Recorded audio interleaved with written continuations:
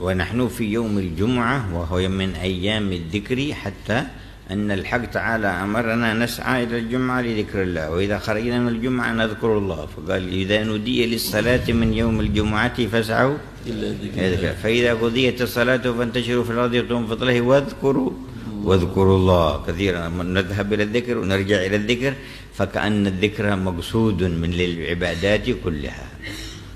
Di dalam surat Jum'ah sekarang ini kita berada di hari Jumat.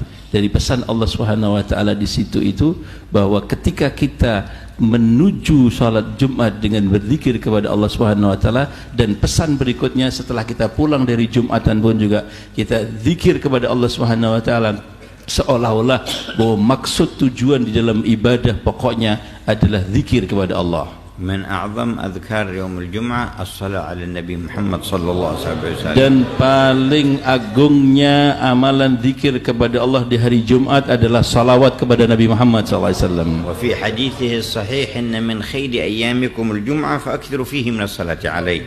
Dalam hadis yang sahih dikatakan bahwa sesungguhnya sebaik-baik hari-hari untuk kalian adalah hari Jumat, maka perbanyaklah kalian bersalawat kepada aku.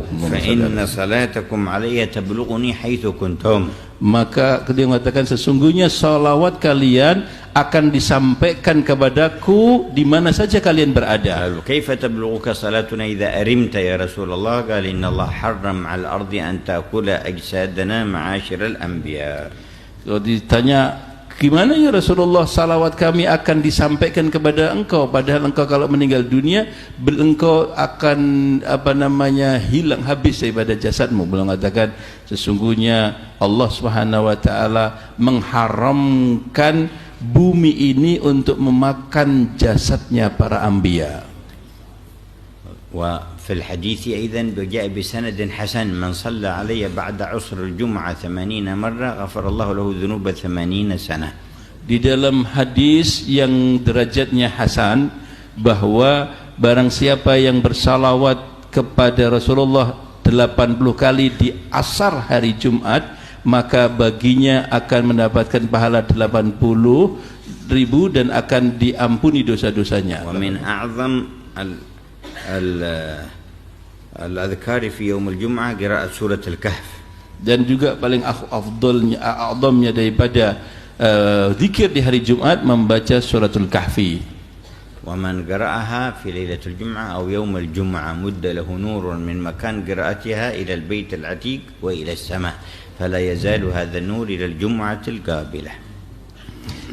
Dan barang siapa yang dia membaca surat Al-Kahfi pada malam Jumat atau hari Jumat, maka akan terlihat cahaya ya dari dirinya mencapai ke Baitul Atiq dalam satu minggu itu. وفي الحديث من قرأ سورة آل عمران يوم الجمعة صلت عليه الملائكة حتى تغرب الشمس. Dan dalam hadis yang sahih bahwa orang yang membaca surat Ali Imran pada hari Jumat, maka orang itu akan didoakan dan disalawati malaikat dari pagi sampai tenggelamnya matahari. Kadzalika jaa fil hadits iqra'u surata Hud yaum al-jum'ah. Dan juga ada dalam hadis juga bacalah surat Hud pada hari Jumat. Wa kadzalika qala sallallahu alaihi wasallam man qara'a surat ad-dukhan lailatal jum'ah sallat alaihi al-malaikatu hatta yusbih wa asbaha maghfuran lah.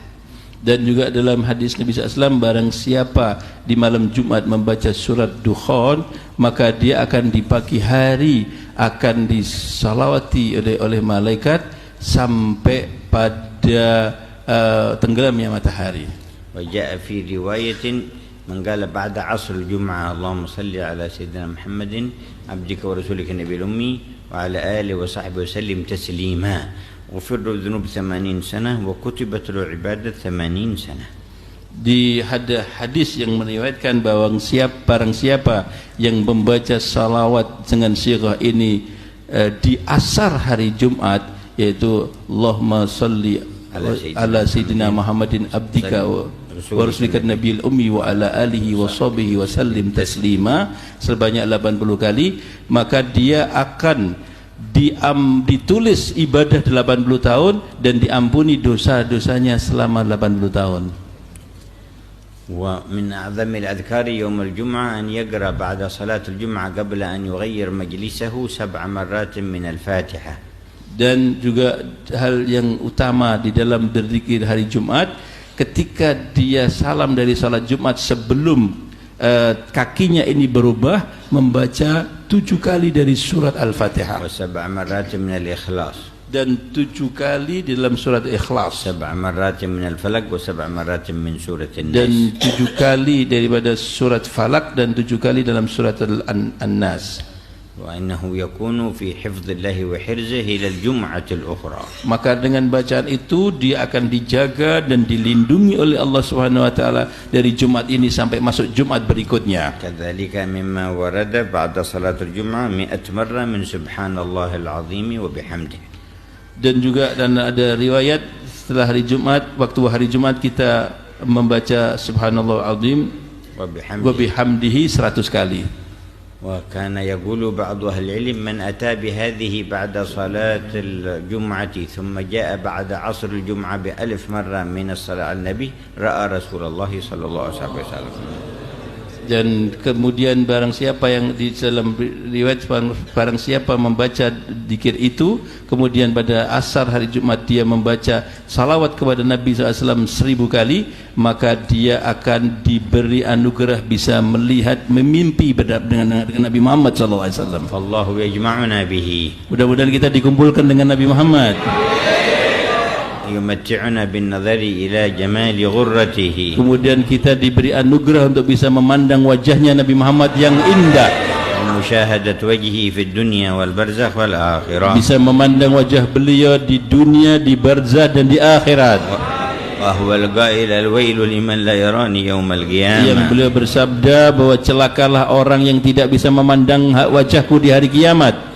قالت السيدة عائشة من لا يراك يوم القيامة قال من ذكرت عنده فلم يصلي عليه صلى الله عليه وسلم. Maka ditanya, ya Rasulullah, siapa orang yang tidak bisa memandang wajahmu pada hari kiamat? Maka Rasulullah menjawab, siapa yang namaku disebut dan dia tidak salawat kepada aku.